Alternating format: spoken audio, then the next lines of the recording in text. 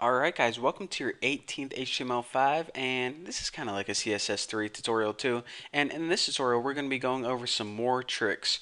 So the very first thing I want to do is get rid of this reverse, because if we don't, it's just going to mess up our future examples. So now that we deleted that, you're probably thinking, okay, so I already know how to have them in normal order and also have all the children in reverse order, but what if I wanted to kind of customize the order of it? Well, you can do that too. It doesn't either have to be normal or reverse. You can give each one of these boxes a custom position, and it's a whole lot easier than, adjusting the top, left, right margins. You do it saying this.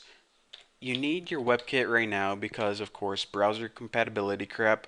Box, and make sure I'm spelling this right, Ordinal, ordinal minus group. And say we want kid 1 to appear in the third position. So remember, we got 4 positions to work with. This is the first one, second, third, and fourth. So we'll put kid number 1 in the third position, and I'm just going to go ahead and copy this, make sure I typed all that right. Kid number 2 can be in the, I don't know, second, well, no, he's already in second.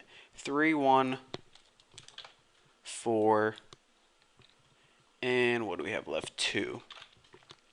So now if we go ahead and save this and take a look at our website, kid, okay, I forgot this already. Kid 1 is in the third position, kid 2 is in the first position, kid 3 is in the fourth position, which is the last position, and kid 4 is in the third position, just like that.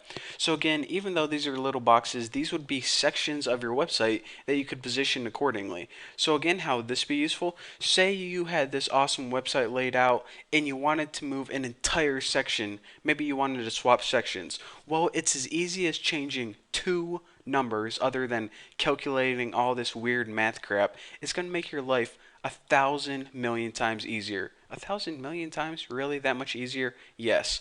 So I guess we can go ahead and keep that position for this next tutorial, or excuse me, not this next tutorial, this next little mini lesson. Say we wanted to not only customize the position of these let me think how I'm going to say this. Take a deep breath, Bucky. Okay, not only do we want to customize the order that these sections appear, but we also want to customize the position as well. See how these are all left aligned? Maybe we want to put them all in the middle or the right hand side. So how do we do that?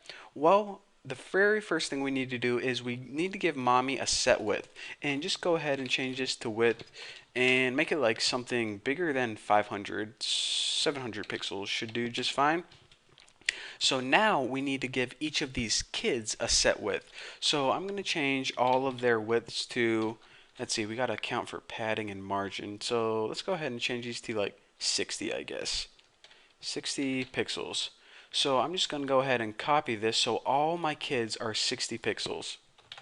60, 60, and 60. Now let me just go ahead and save and refresh this beast and check it out. Now you see, okay, each of these kids are 60 pixels, and once we add all the padding and margins and stuff, it takes about 2/3 of the parent. However, you're saying, okay, that's nice, but I want these to appear in the center of the website. They look kind of weird when my sections are all on the left hand side like that. So how can I center these? Well, what we need to do is we need to go up to this mommy and we need to add a property called box pack. Pretty much, how are your children packed together in the parent? This is kind of like a line, but I guess a line was already taken. So you need WebKit minus box minus pack, and I'm just going to add center right there before I tell you guys the other properties. So let me go ahead and refresh this and check it out. Now all of our children are centered in that main parent. In the other properties, you might think left and right, but it's actually start and end. Let me go ahead and fix this right now. See, if I put end, it's actually to the end of the parent. Why they just didn't put left and right, I don't know, but I think it's start, end, center, and justified if I'm correct. So anyways, that's that. And one other thing I want to go over before I didn't even think I was going to have time for this, but let's go ahead and delete that. And I want to go over, how am I going to say this? You know how all of these boxes are a fixed position? Well, what we can do let me go ahead and refresh this. What we can do is say, okay, I want this one and this one and this one to be a fixed position, but maybe I want this one to be flexible. In other words, to take up the rest of the space. Now, if we have, let's say, 3 of these boxes that are flexible, or excuse me, 3 that are fixed, and 1 is flexible, what it's going to do is it's automatically going to take up all of this extra space right here. So let me go ahead and apply this property to, let's say, the 3rd box. Now, since I changed, let me go ahead and fix my position, or else I'm going to get confused. So let me fix that. So the order is just going to be 1, 2, 3, 4. Let me go ahead and save that and refresh. Okay, so we got kid 1, 2, 3, 4.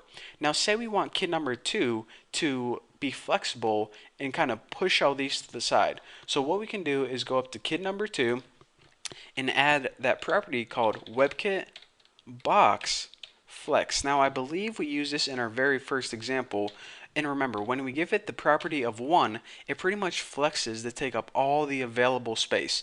0 means not flexible at all. I think it's 0 by default, but if we give this 1, take a look at what happens when we refresh it.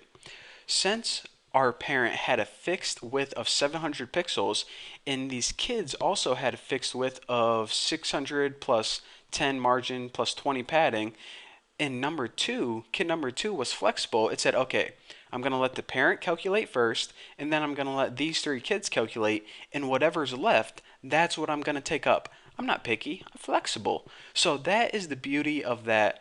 And yeah, I guess there isn't much more to say about that. The example explains it all. So those are a couple tricks how you can lay out your website a whole lot better than, I don't even know if you're watching this as a first-time web developer, but before you would need to calculate huge functions and algorithms and work with math and make sure everything was lined up properly, and it was a huge pain. This is like 1,000 times easier. You guys have no idea. So anyways, that's all I have for this tutorial. Don't forget to subscribe, and remember kids, don't go to college.